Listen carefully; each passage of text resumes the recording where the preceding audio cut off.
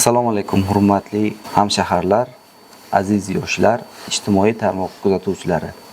Men Bozorov Jahongir, Kogon shahar yoshlar ishlari bo'limi boshlig'i sifatida 2025-yil davomida Yoshlar ishlari agentligi Kogon shahar bo'limi hamda mahalladagi yoshlar yetakchilari tomonidan amalga oshirilgan ishlar to'g'risida qisqacha ma'lumot bermoqchiman. Davlatimiz rahbarining 2022-yil 19-yanvardagi 92-sonli qarori asosida qabul qilingan mahalladagi yoshlar yetakchilari faoliyatini yo'lga qo'yish qarori asosida Kogon shahrida 19 ta mahallasida faoliyat yuritayotgan yoshlar yetakchilari tomonidan 2025-yil dastlab yoshlar xatlovi amalga oshirildi.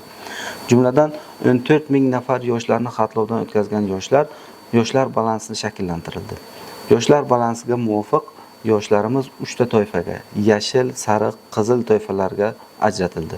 Yashil toifadagi yoshlarimiz hozirgi kunda doimiy bandligi ta'minlangan yoki davlat muassasasida yoki norasmiy davlat yoki nodavlat ta'lim tashkilotlarida rasmiy band hisoblanadi. Sariq toifadagi yoshlarimiz hozirgi kunda norasmiy band yoki o'zini band qilgan holda norasmiy faoliyatni amalga oshirayotgan yoshlar bo'lsa, qizil toifadagi yoshlarimiz davlatning alohida ko'magiga muhtoj yoshlar hisoblanadi. 381 nafarni tashkil etgan qizil toifadagi yoshlarimiz davlat tomonidan alohida otaliqqa olinib, tashkilot va korxona rahbarlariga biriktirildi.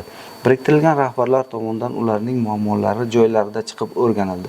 O'rganilgan muammolarni bartaraf etish maqsadida ayrimlari doimiy ishlarga joylandi, ayrimlari o'quv kurslari, ayrimlari ta'lim bilan bog'liq muammolari ijobiy hal qilindi.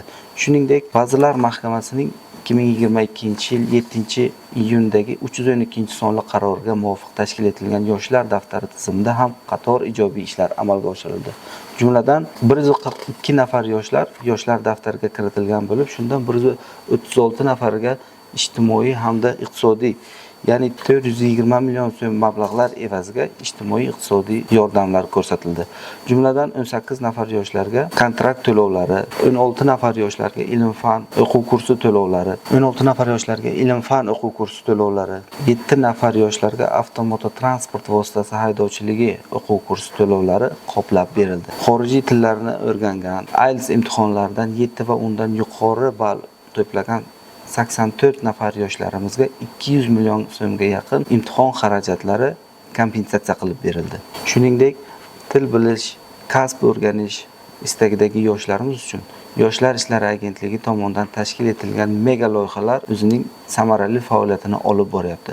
Jumladan, Qizlar akademiyasi, mutolaa loyihasi, Ibrat farzandlari, Ustoz AI hamda Uschess loyihalari orqali hozirgi kunda Kogon shahrida 10 mingdan ortiq yoshlarimiz muntazam foydalanib kelishmoqda. 2026-yilda belgilangan aniq rejalardan biri Kogon shahrida zamonaviy tipdagi yoshlar markazini barpo etish va yoshlar bilan doimiy gavjum bo'ladigan yoshlar markazini qurib foydalanishga topshirish rejalashtirilgan. Shuningdek, 2025-yilda 45 marotaba rahbar va yoshlar uchrashuvlari tashkillashtirilib, bunda 1619 nafar yoshlar qamrab olingan.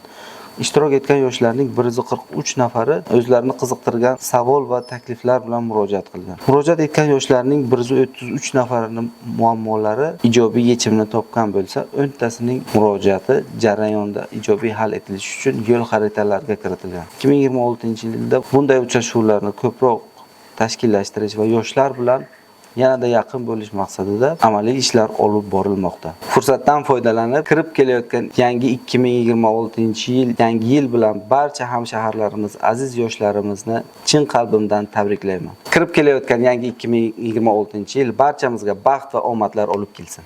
E'tiboringiz uchun rahmat.